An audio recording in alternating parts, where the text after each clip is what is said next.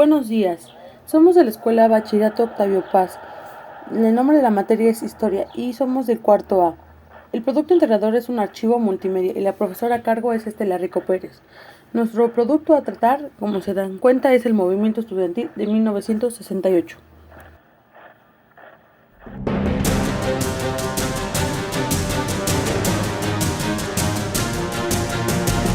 Por el nerviosismo del momento y su falta de práctica en el manejo de las armas que ellos habían conseguido o que a ellos les habían dado, no pudieron controlar los disparos y no solamente hirieron y lesionaron a soldados, sino también a sus propios compañeros.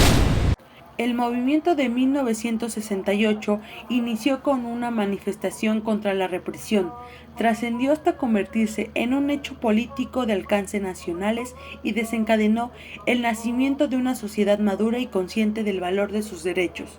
En México, el movimiento estudiantil de 1968, encabezado por jóvenes politécnicos y universitarios, compartían muchos de los ideales de la juventud de otros países e inspiraban a construir una nación con nuevas concepciones del gobierno y de la vida política hacia un entorno sin violencia, con justicia, diálogo, respeto y tolerancia.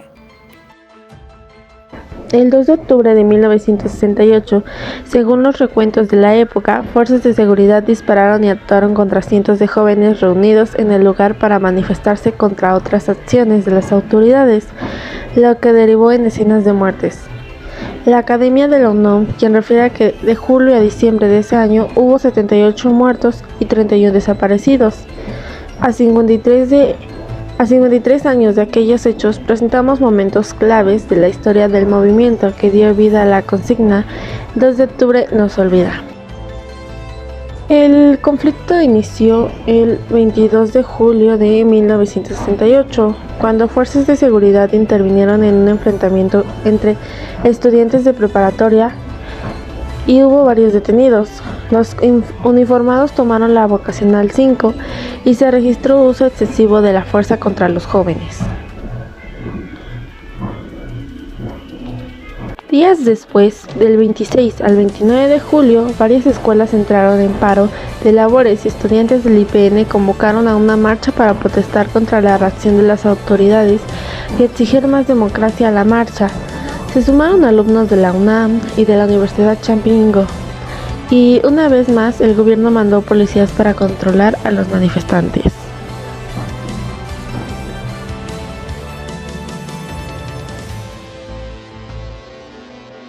Para ese momento, México se preparaba para ser sede de los Juegos Olímpicos, que se celebraron del 12 al 27 de octubre, por lo que al gobierno del priista Gustavo Díaz Ordaz, de 1964 a 1970, le preocupaba que un conflicto estudiantil dañara la imagen del país.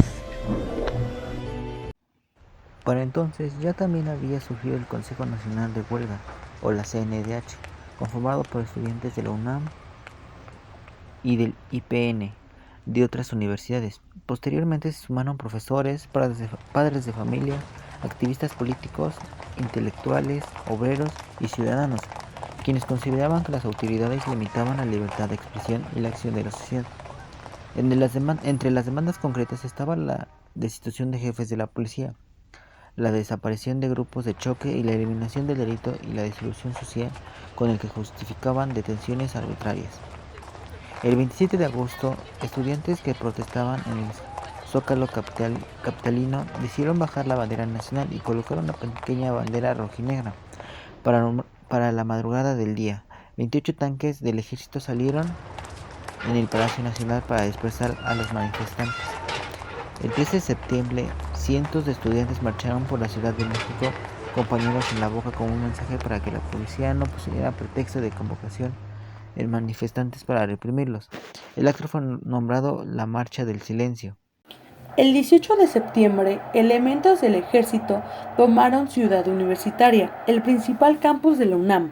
Según las autoridades, justificaron la decisión con el argumento de que había edificios ocupados ilegalmente por grupos extrauniversitarios ajenos a fines académicos. Los militares también tomaron instalaciones del IPN. La Cámara de Diputados, entonces dirigida por Luis Farías, había acusado al rector de la UNAM, Javier Barros Sierra, de dirigir el movimiento estudiantil contra el gobierno.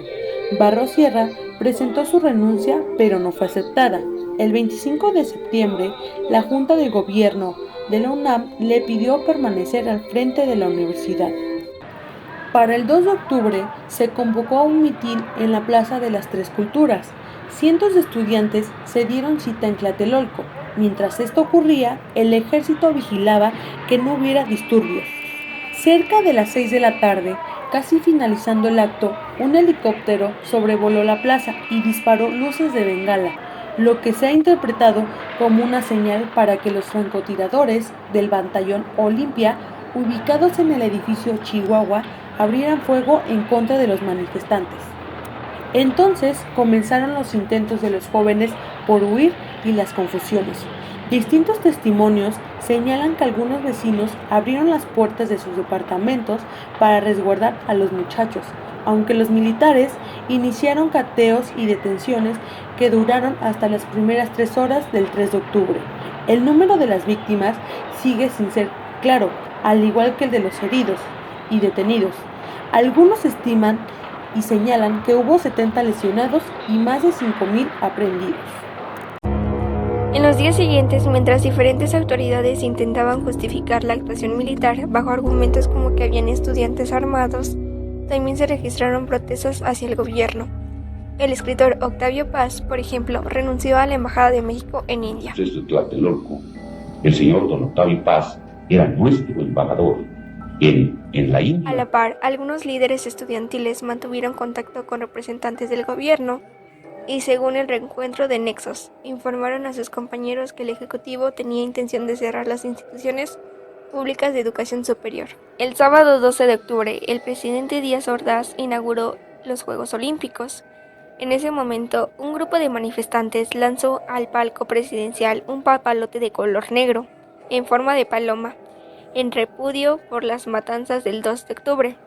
En noviembre se realizó un acto luctuoso en honor a las víctimas y para el 4 de diciembre los estudiantes regresaron a clases. A partir de entonces, lo ocurrido del 2 de octubre se convirtió en un hecho emblemático del México de la segunda mitad del siglo XX, en un tema que unió a diversos opositores al gobierno y en un punto de partida de las reformas políticas que eliminaron el delito de la disolución social y abrieron el régimen a la pluralidad y a la larga permitieron más participación social en la vida pública. El movimiento estudiantil del 68 puso las bases para alcanzar las libertades que se gozan actualmente en México e impulsó la vida democrática. Asimismo, despertó la conciencia de la importancia que debe existir en la negociación pacífica entre las autoridades del gobierno y la población para evitar hechos de violencia. El movimiento ayudó a que el país se empezara a democratizar y que más adelante hubiera una alternativa política que se concretó en el 2000 con la primera derrota presidencial del Partido Revolucionario Institucional PRI. El movimiento estudiantil de 1968 va mucho más de Tlatelolco. Gracias.